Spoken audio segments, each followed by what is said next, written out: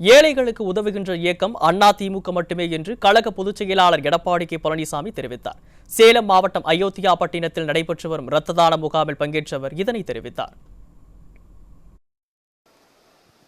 இன்றைய தினம் தமிழகத்தில் எத்தனையோ அரசியல் கட்சிகள் இருக்கின்றன. ஆனால் பொன்மனச்சம்பல் புரட்சித் தலைவர் எம்ஜிஆர் தோற்றி வைத்த இயக்கம் அதிமுக இயக்கம். இதை புரட்சித் தலைவி அம்மா கட்டி காத்த இயக்கம் அனைத்து இந்திய அண்ணா திராவிட முன்னேற்ற கழக இயக்கம். இந்த இயக்கம்தான் ஏழைகளுக்காக உதவுகின்ற இயக்கம். இங்கே 700 பேர் இரத்த தானம் செய்கிறார் என்று சொன்னால் இன்றைக்கு தன்னுடைய உதிரத்தை இன்றைக்கு ஏழைகளுக்காக வழங்குகின்றார்கள்.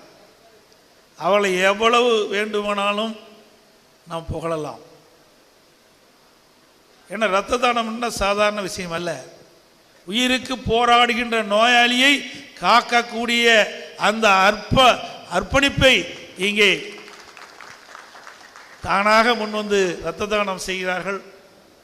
அவர்களுக்கு எனது மீண்டும் ஒரு முறை நன்றியை தெரிவித்துக் கொள்கின்றேன்.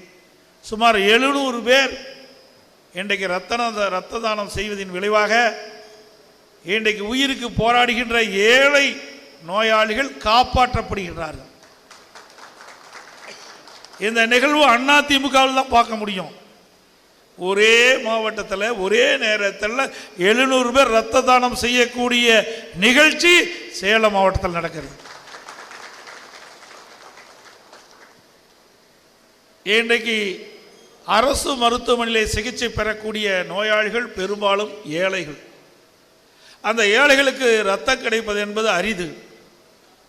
அதை உணர்ந்துதான் நம்முடைய மாவட்ட செயலாளர்களும் இளநிலை மாவட்ட செயலாளர்களும் மருத்துவமனையை சேர்ந்தவர்களும் அந்த ஏழைகளுக்கு இரத்த தானம் வழங்கக்கூடிய நிகழ்ச்சி ஏற்பாடு செய்திருக்கின்றார்கள். இங்கே வழங்கப்படுகின்ற இரத்தம் அரசு மருத்துவமனையிலே இரத்தம் இல்லாமல் கஷ்டப்படுகின்ற அந்த நோயாளிகளுக்கு பேர் உதவியாக இருக்கின்றது.